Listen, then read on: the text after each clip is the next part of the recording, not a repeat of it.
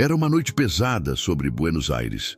O vento soprava com força e o céu estava coberto por nuvens carregadas, anunciando uma tempestade que poucos pilotos se atreveriam a enfrentar. Mas o voo Charter 512 tinha autorização para decolar.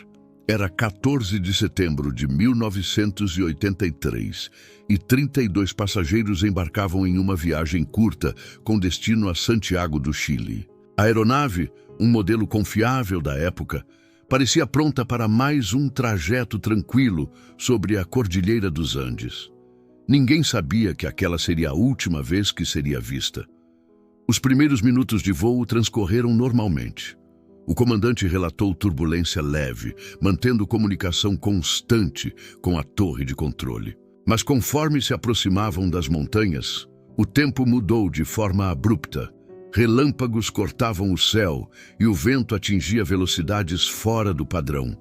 As últimas palavras do piloto, registradas pelo rádio, foram curtas e tensas. "Estamos entrando na tempestade agora. Perda momentânea de visibilidade." Depois disso, apenas ruído. Na sala de controle de Ezeiza, os operadores observavam o radar em silêncio. O ponto luminoso que representava o voo 512 começou a piscar irregularmente. Então, algo completamente impossível aconteceu. O radar registrou um eco duplo. 2 sinais idênticos ocupando o mesmo espaço aéreo, como se houvesse 2 aeronaves sobre o mesmo ponto. Os operadores se entreolharam confusos. O fenômeno durou poucos segundos, antes que o sinal desaparecesse de vez. Nenhum pedido de socorro, nenhuma explosão, nada. Apenas o silêncio eletrônico de uma aeronave que deixou de existir. As buscas começaram ainda naquela madrugada. Equipes do Chile e da Argentina sobrevoaram a região, mas não encontraram qualquer vestígio. Nenhum destroço, nenhum sinal de impacto. O caso foi inicialmente tratado como um desaparecimento causado por condições climáticas extremas. Mas internamente, os relatórios diziam algo diferente. O registro do radar não correspondia a uma falha técnica. O sistema havia gravado 2 ecos consistentes, algo que, segundo os técnicos da época, era impossível de acontecer sem uma segunda aeronave. Os dias se transformaram em semanas e as famílias dos passageiros começaram a se desesperar. O governo militar da Argentina, que ainda controlava parte das comunicações aéreas, declarou o caso como encerrado. Perda total, nenhum sobrevivente. Mas fora dos holofotes, algumas vozes dentro da aeronáutica afirmavam que o desaparecimento estava longe de ser explicado. Um deles, um controlador de voo que nunca quis ser identificado, relatou que o segundo sinal no radar mudou de formato antes de desaparecer. Ele descreveu o eco como uma sombra que se movia em torno da aeronave principal, como se algo a estivesse acompanhando. Anos depois, esse detalhe se tornaria o centro de uma investigação não oficial que questionava se o voo 512 realmente caiu, ou se algo mais aconteceu naquela noite. Um fenômeno atmosférico desconhecido, um experimento militar, ou talvez algo que desafia qualquer explicação lógica. O que se sabe é que até hoje nenhum fragmento da aeronave foi encontrado, nenhum sinal de rádio foi recuperado. E o radar daquela noite ainda guarda o registro do impossível, o momento em que o céu mostrou 2 presenças quando deveria haver apenas uma. Mas o que realmente aconteceu nas nuvens da cordilheira? E o que o radar registrou naquela fração de segundos que ninguém consegue explicar? É aqui que começa a nossa investigação.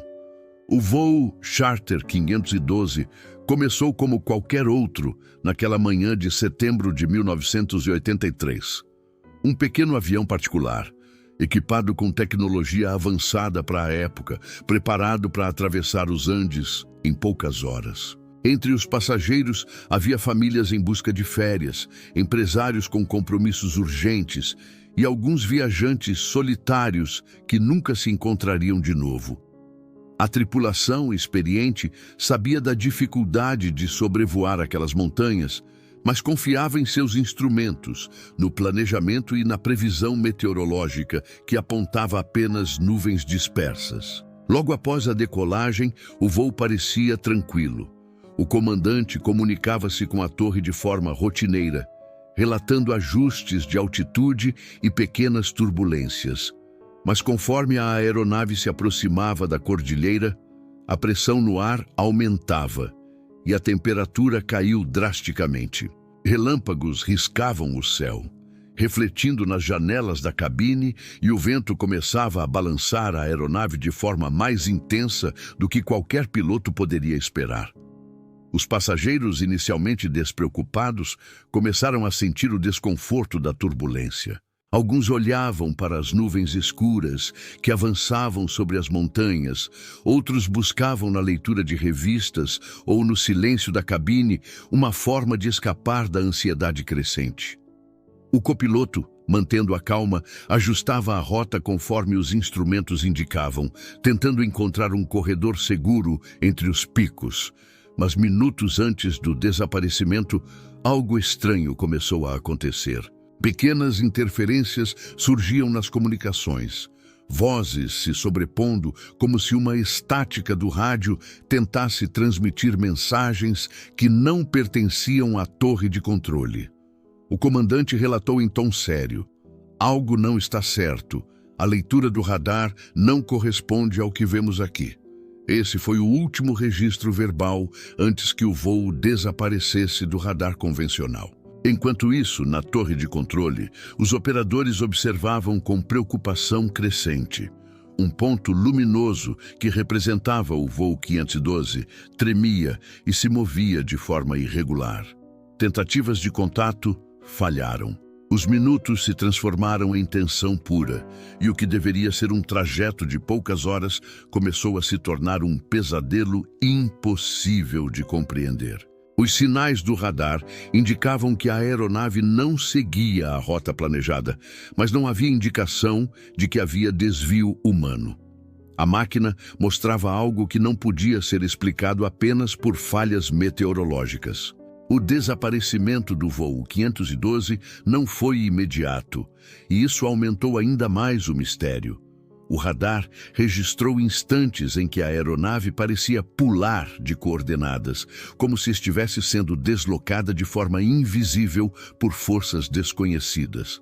Observadores mais experientes, anos depois, descreveriam o fenômeno como algo que desafia a lógica da física e da aeronáutica. A percepção de todos era de que o avião havia simplesmente sido retirado do céu. No chão, a notícia chegou rápido. Familiares começaram a telefonar, cheios de ansiedade. Operadores da torre e militares envolvidos no controle aéreo tentavam manter a calma, mas os registros internos já indicavam que algo extraordinário havia acontecido. E no meio do caos, surgiram as primeiras hipóteses que jamais seriam oficialmente confirmadas: falha estrutural, condições extremas ou algo impossível de explicar. A tensão crescia à medida que horas se passavam sem qualquer sinal do voo. Helicópteros e aviões de busca foram enviados imediatamente, vasculhando os Andes em meio à tempestade. Mas os ventos fortes, a neve e a geografia irregular tornaram a operação quase impossível. O que deveria ter sido um resgate rápido transformou-se em uma busca angustiante e sem resultados. Nenhum destroço, nenhum vestígio humano, nenhum sinal de sobreviventes. Apenas silêncio. Se você chegou até aqui, é porque também sente essa mesma inquietação, o desejo de entender o inexplicável. Então aproveite agora e inscreva-se no canal. Ative as notificações e venha com a gente explorar os mistérios que o tempo tentou esconder. Sua curiosidade é o que mantém essas histórias vivas. O que era para ser uma viagem comum tornou-se um enigma que abalaria a aviação sul-americana. O voo 512 não apenas desapareceu. Ele deixou uma série de perguntas sem respostas, registros de radar inexplicáveis e um legado de mistério que ainda provoca debate entre historiadores, engenheiros e pesquisadores de fenômenos aéreos. Mas o mistério do voo 512 não se limita à sua ausência física. Algo registrado naquela noite sugere que o desaparecimento foi acompanhado por fenômenos que ninguém conseguiu interpretar. Uma sombra no radar, um eco duplo e a sensação de que a aeronave foi seguida ou envolvida por algo que desafiava qualquer explicação técnica. O voo que nunca chegou não deixou apenas saudade. Ele deixou perguntas que atravessariam décadas. À medida que o voo 512 avançava sobre os Andes, o céu se transformava em uma ameaça palpável. As montanhas, gigantescas e silenciosas, erguiam-se como muralhas sombrias sob nuvens carregadas. O vento uivava entre os picos e os relâmpagos riscavam o horizonte, refletindo nas janelas da cabine e lançando sombras inquietantes sobre os rostos dos passageiros. Cada lampejo de luz parecia anunciar que algo estava prestes a acontecer, algo que nenhum piloto ou radar poderia prever. Dentro da cabine, a tripulação lutava para manter a estabilidade da aeronave. Instrumentos tremiam com pequenas vibrações, e o copiloto ajustava continuamente a altitude para evitar correntes descendentes violentas. A comunicação com a torre de controle se tornava cada vez mais fragmentada. Palavras se sobrepunham ao chiado das interferências, e por alguns segundos a voz da torre parecia distante, como se atravessasse um espaço etéreo. Relatos posteriores de controladores afirmariam que era impossível distinguir se estavam falando com a tripulação ou com algo mais. Enquanto isso, a tempestade ganhava intensidade. Rajadas de vento atingiam a fuselagem e o avião era sacudido violentamente. Os passageiros, que até então mantinham certa calma, começaram a perceber que não se tratava de uma turbulência comum. A sensação de perigo era concreta, quase tangível. Um silêncio pesado se instalou na cabine entre as falas do comandante e os sons das máquinas. Cada segundo parecia alongar-se, cada lampejo no radar ou no céu carregava um presságio de algo inexplicável. O radar mostrava o voo 512 percorrendo a rota prevista, mas de forma irregular. Pequenos desvios aconteciam sem explicação. Técnicos, anos mais tarde, analisariam o registro e apontariam que o avião parecia dançar entre as correntes da tempestade, como se a própria atmosfera estivesse interferindo de forma não linear no seu percurso. Esse fenômeno incomum, jamais documentado em outros voos, gerou especulações sobre correntes elétricas e campos magnéticos alterados, mas nenhuma hipótese oficial conseguiu explicar o que foi registrado naquela noite. O ápice da tensão ocorreu quando, segundo os registros, uma série de relâmpagos alinhou-se exatamente sobre a aeronave, criando uma situação que os engenheiros descrevem como quase surreal. O avião foi literalmente iluminado por flashes repetidos, enquanto o radar registrava uma duplicidade de sinais, indicando 2 pontos ocupando a mesma coordenada geográfica. Foi o momento em que o mistério começou a tomar forma. Para quem observava do chão, era apenas um ponto perdido na tempestade. Para quem estava a bordo, era o instante em que o impossível se manifestava. A tempestade não foi apenas meteorológica.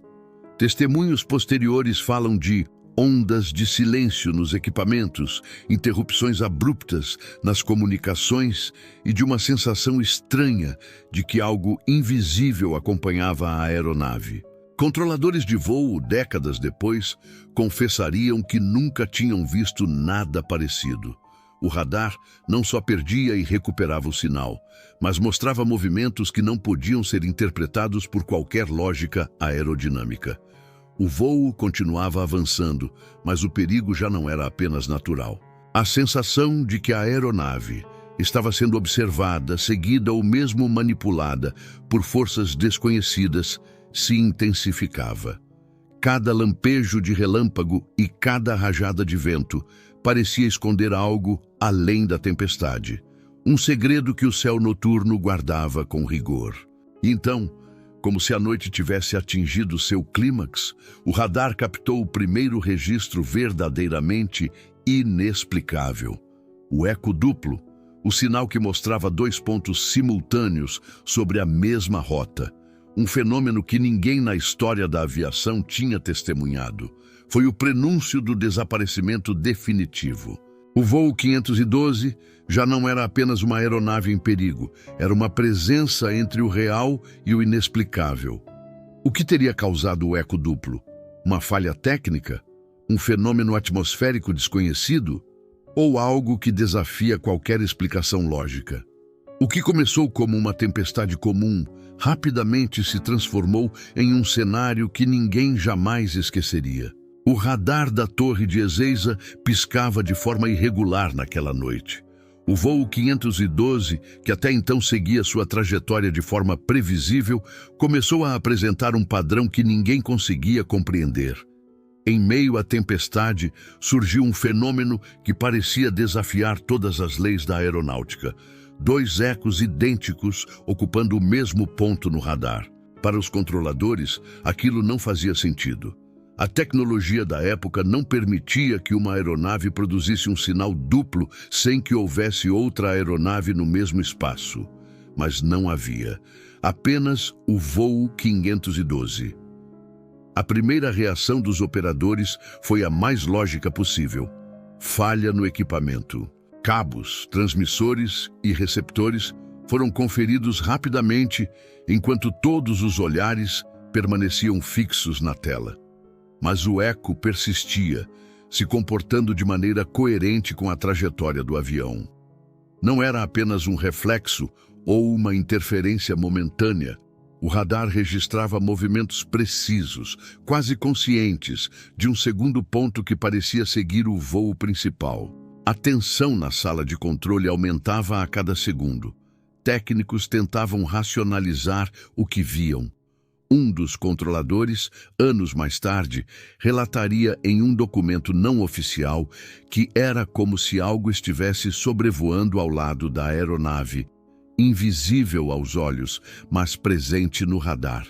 As comunicações com a cabine mostravam que a tripulação estava ciente de alguma anomalia, embora nada pudesse ser descrito com precisão. Apenas ruídos, interferências e uma sensação crescente de que estavam diante de algo impossível. Enquanto isso, o voo 512 avançava sobre o território dos Andes, ainda dentro da tempestade. O eco duplo acompanhava cada manobra da aeronave e às vezes parecia antecipar pequenas mudanças de rota. Técnicos modernos que revisaram os registros concluíram que a duplicidade não tinha comportamento aleatório. O segundo sinal seguia o voo principal de forma coordenada, como se existisse uma inteligência por trás daquele fenômeno. O mistério tomou proporções ainda maiores quando controladores notaram que o sinal do voo 512 começou a se fragmentar, alternando entre o eco primário e o secundário. A aeronave desaparecia parcialmente da tela e reaparecia instantes depois, sem qualquer explicação meteorológica ou técnica. Aquilo criou um clima de pavor silencioso. Como lidar com algo que os instrumentos registram, mas que os olhos não veem e a lógica não explica? O eco duplo, em essência, transformou o voo 512 em algo mais do que um desaparecimento. Ele se tornou um enigma que questionava não apenas a engenharia aeronáutica, mas a própria percepção da realidade. Alguns especialistas modernos levantaram hipóteses sobre anomalias magnéticas, interferência atmosférica extrema ou até fenômenos de caráter eletromagnético desconhecido. Mas nenhuma dessas teorias explica completamente o comportamento preciso do eco secundário. O que se seguiu foi um intervalo de silêncio absoluto no radar, que durou segundos, mas para quem observava, parecia uma eternidade. E quando o sinal voltou, o eco duplo desapareceu junto com o avião. Nenhum fragmento, nenhum destroço, nenhum pedido de socorro. Apenas o vazio digital no radar, como se o voo 512 tivesse sido engolido por algo invisível, algo que desafiava não apenas a ciência, mas a própria lógica humana. Décadas depois, análises de especialistas sugerem que o eco duplo foi o prenúncio do desaparecimento, o indício de que o avião estava envolvido em algo que ultrapassava qualquer explicação conhecida. Era o primeiro registro tangível de que o voo 512 não havia sido apenas tragicamente perdido. Havia sido tocado por algo que ninguém consegue nomear. E enquanto a tempestade continuava sobre os Andes, ninguém naquele momento poderia imaginar que o desaparecimento definitivo seria apenas o começo de um dos mistérios mais duradouros da aviação sul-americana.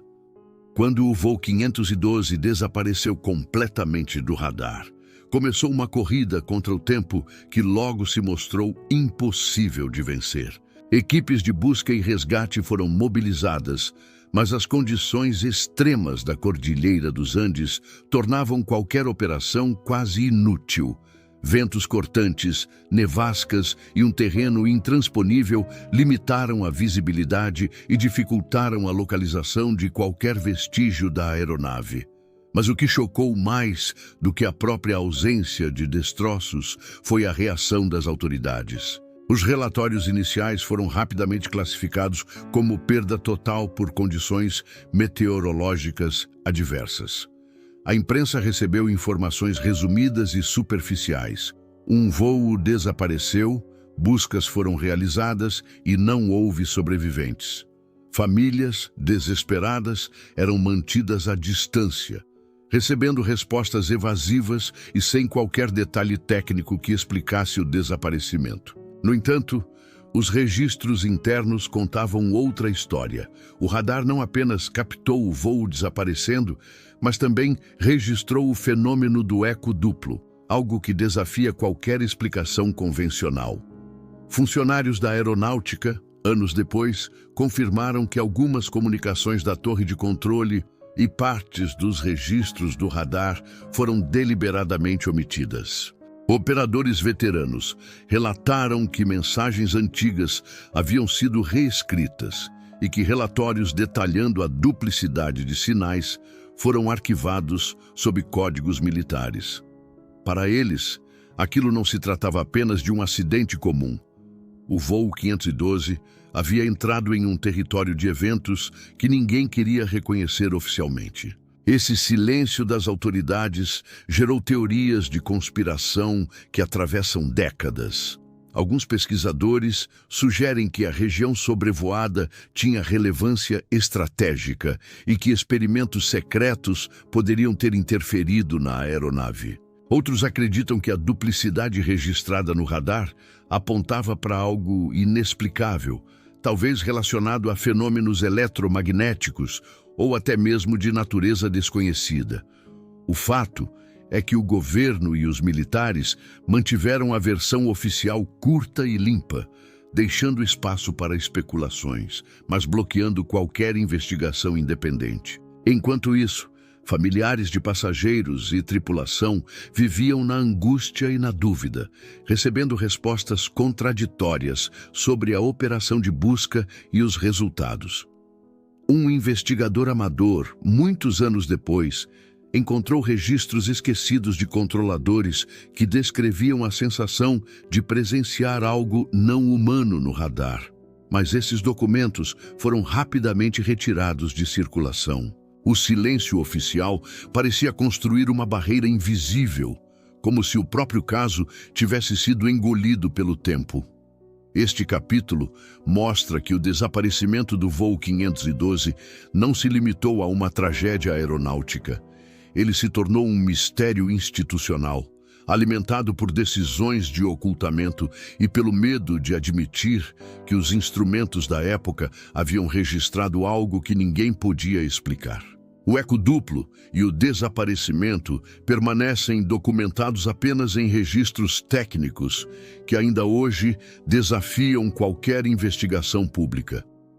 O silêncio das autoridades não encerra o mistério. Pelo contrário, reforça a sensação de que algo maior e mais perturbador estava acontecendo naquela noite. O desaparecimento físico da aeronave foi acompanhado por uma ausência de respostas oficiais, criando um vácuo que deixou espaço para a imaginação, para teorias e para o medo do desconhecido. O que realmente aconteceu com o voo 512? O eco duplo foi um fenômeno natural, uma falha técnica ou o primeiro contato com algo além da nossa compreensão? Décadas após o desaparecimento do voo 512, uma descoberta inesperada reacendeu o mistério que ninguém conseguia resolver. Um antigo controlador de voo, hoje aposentado, revelou um relatório que havia sido arquivado e praticamente esquecido. No documento, ele descrevia em detalhes os últimos minutos da aeronave antes do desaparecimento total, incluindo algo que nunca foi registrado oficialmente: a percepção de que o avião parecia acompanhado por uma presença invisível, detectável apenas pelos sinais do radar. Segundo seu relato, naquela noite, o radar começou a mostrar movimentos inconsistentes. A aeronave não apenas desapareceu de certos pontos, mas também apresentou o eco duplo, um segundo sinal que replicava os movimentos do voo original de forma quase consciente. O controlador descreveu a sensação de que o ponto extra não era simplesmente uma anomalia elétrica ou um reflexo atmosférico, mas algo que interagia com o voo. Ele detalhou que, por alguns segundos, tentou alertar a torre sobre a estranheza do padrão, mas suas mensagens foram ignoradas ou minimizadas. O documento também menciona uma série de comunicações incomuns da cabine do avião, com interferências que pareciam transmitir vozes distorcidas, incompreensíveis e ruídos que não se encaixavam em nenhuma falha técnica conhecida. Segundo o controlador, aquilo gerou um desconforto imediato, quase físico, que ele e seus colegas lembram até hoje como um instinto de perigo real. A descrição é tão detalhada que chega a sugerir que a aeronave não apenas enfrentava a tempestade, mas estava inserida em algo que escapava à lógica convencional. O relato perdido do controlador revela que o fenômeno observado não foi isolado. Durante alguns segundos, o eco duplo apresentou movimentos que indicavam uma inteligência operando além da compreensão humana. O controlador descreveu que tentou documentar cada alteração, cada mudança no padrão, mas as ordens superiores o instruíram a arquivar o registro. O que seria uma evidência crucial da noite se perdeu nos arquivos confidenciais, mas permaneceu vivo na memória do homem que presenciou o impossível. Esse relato é fundamental para entender o que torna o voo 512 único na história da aviação. Não se tratou apenas de uma tempestade ou de falha mecânica. O documento sugere que a aeronave estava inserida em um contexto que interagia com forças desconhecidas, capazes de alterar trajetórias, interferir nos sistemas de comunicação e gerar duplicidades no radar que desafiam qualquer explicação científica conhecida. O que impressiona é a coerência do relato. Ele descreve os fenômenos de maneira precisa, cronológica e lógica, sem apelar para exageros ou sensacionalismo. Cada detalhe, cada observação reforça a sensação de que o voo 512 não desapareceu por acaso. Algo ou alguém estava presente naquela noite, e a ausência de destroços, junto com o silêncio das autoridades, mantém viva a tensão e a dúvida que acompanha essa história até hoje. O relatório perdido não apenas oferece uma visão inédita da noite do desaparecimento, mas também conecta os pontos entre o eco duplo no radar e o comportamento incomum da aeronave. Ele sugere que o voo 512 pode ter sido testemunha de um fenômeno que ainda não compreendemos, algo que transcende os limites da aeronáutica e da física como conhecemos. O que teria sido esse segundo sinal? Um reflexo atmosférico impossível, uma presença invisível ou algo que desafia todas as leis naturais? O relatório do controlador perdido é talvez a pista mais próxima que temos de uma resposta, mas ao mesmo tempo nos deixa com mais perguntas do que nunca.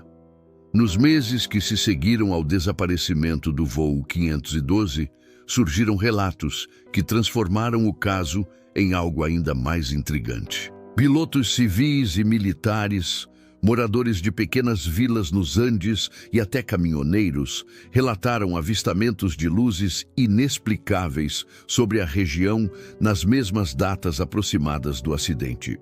Alguns descreviam pontos luminosos que se moviam de maneira irregular, como se ignorassem as correntes de vento, enquanto outros falavam de um rastro fantasmagórico no céu que surgia e desaparecia sem deixar vestígios.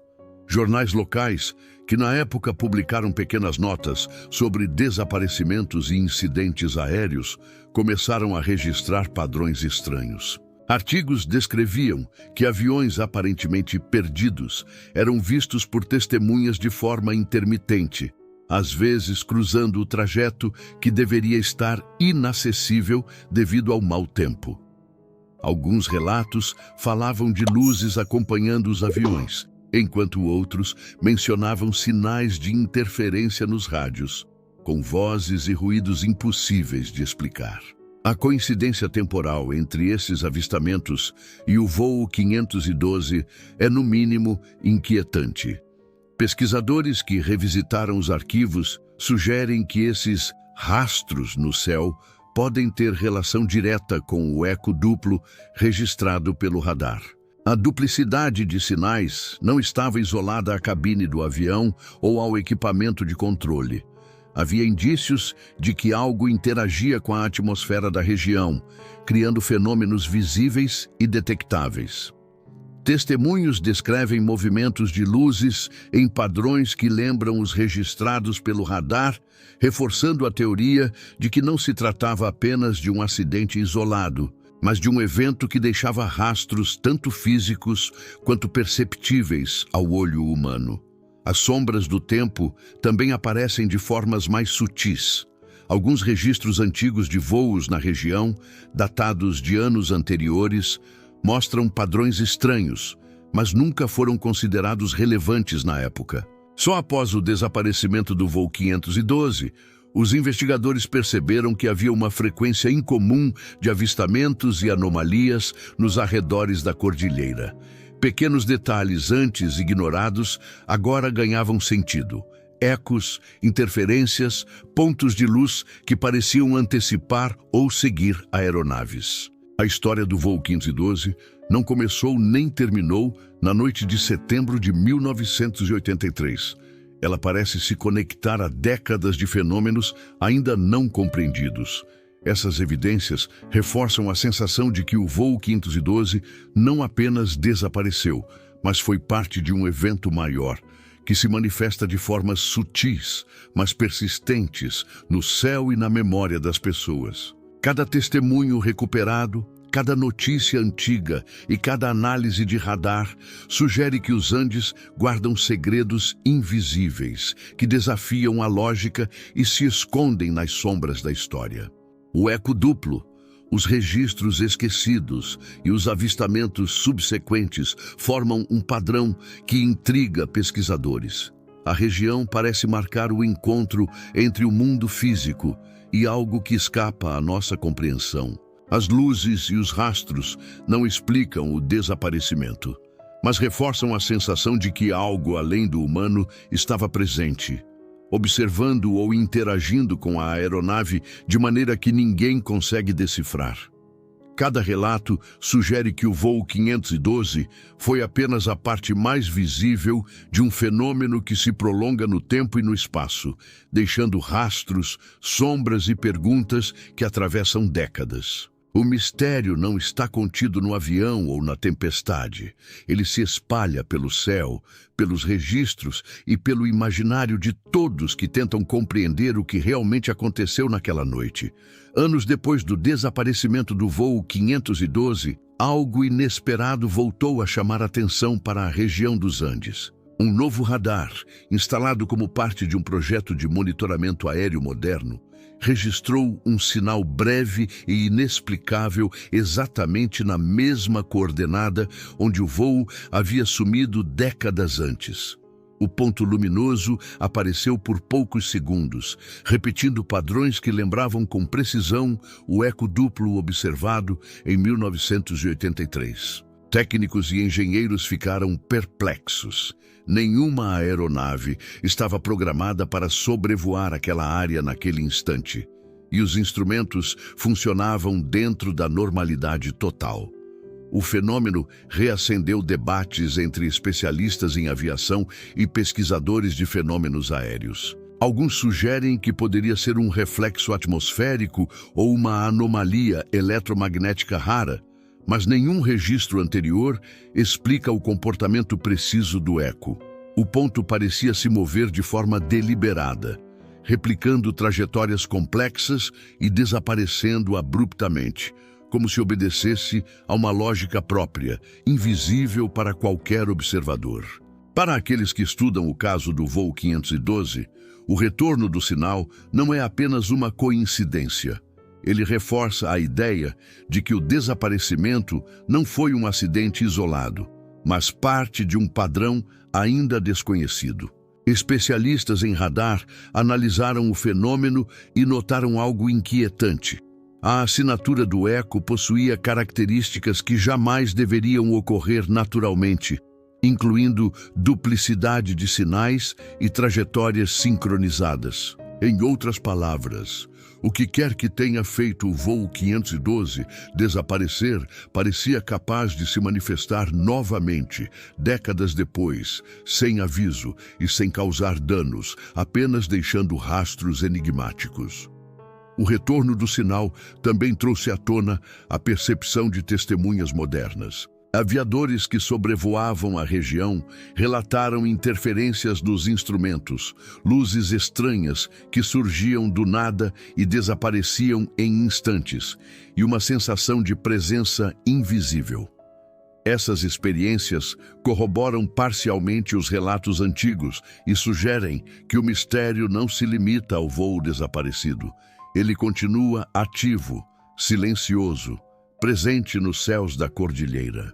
Pesquisadores mais ousados chegaram a levantar hipóteses sobre fenômenos de natureza desconhecida que interagiriam com aeronaves e radares, manipulando sinais de forma coordenada. Seriam manifestações naturais extremamente raras ou algo que desafia completamente a ciência convencional?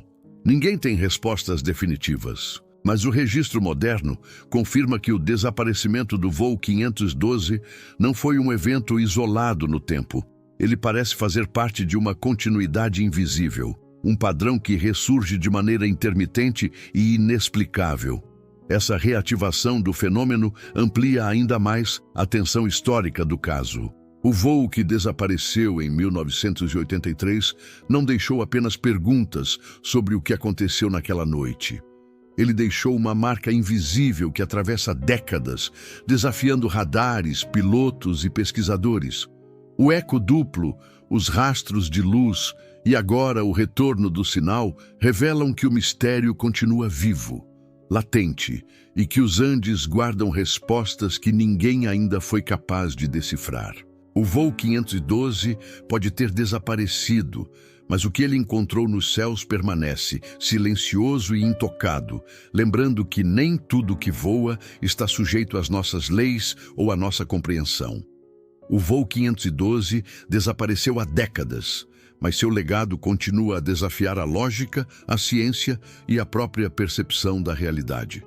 Ao revisitar cada detalhe, desde a tempestade implacável sobre os Andes, passando pelo eco duplo no radar, até os relatos esquecidos de controladores e os rastros de luz no céu, percebemos que estamos diante de um fenômeno que ultrapassa qualquer explicação convencional. Não se trata apenas de um acidente ou de falha técnica. Trata-se de um evento que questiona a própria natureza da experiência humana diante do desconhecido. O silêncio das autoridades, os arquivos secretos, o retorno do sinal décadas depois, tudo aponta para algo que não pode ser plenamente compreendido. Cada registro, cada testemunho, cada análise minuciosa do radar sugere que o voo 512 não desapareceu por acaso. Algo ou alguém interveio, de forma invisível, alterando a trajetória da aeronave e deixando apenas fragmentos de evidências que nos obrigam a confrontar nossas certezas sobre o mundo. Esse mistério não se limita ao passado. Ele se prolonga no presente, nas pesquisas, nas análises e nos relatos de luzes inexplicáveis que continuam a surgir nos Andes.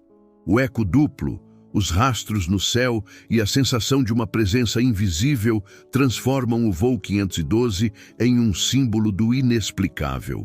Cada detalhe registrado nos instrumentos daquela noite e cada testemunho recuperado revelam que a cordilheira guarda segredos que não podem ser ignorados, lembrando que a realidade pode ter camadas que ainda não estamos preparados para entender. O voo que desapareceu em meio à tempestade não deixou apenas saudade ou tristeza. Ele deixou perguntas que desafiam gerações, curiosidade que atravessa décadas e uma sensação de fascínio que mistura medo e admiração.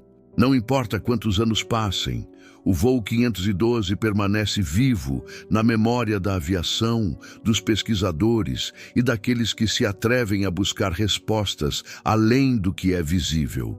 No fim, o mistério não se resolve, ele se mantém. O que aconteceu naquela noite? Um acidente natural, um fenômeno desconhecido ou algo que desafia as leis da física? Talvez nunca saibamos, mas a história do voo 512 nos lembra que o mundo ainda guarda espaços onde a lógica humana não alcança e que alguns mistérios não são feitos para serem resolvidos, mas para nos lembrar do quão vasto e enigmático é o céu sob o qual voamos.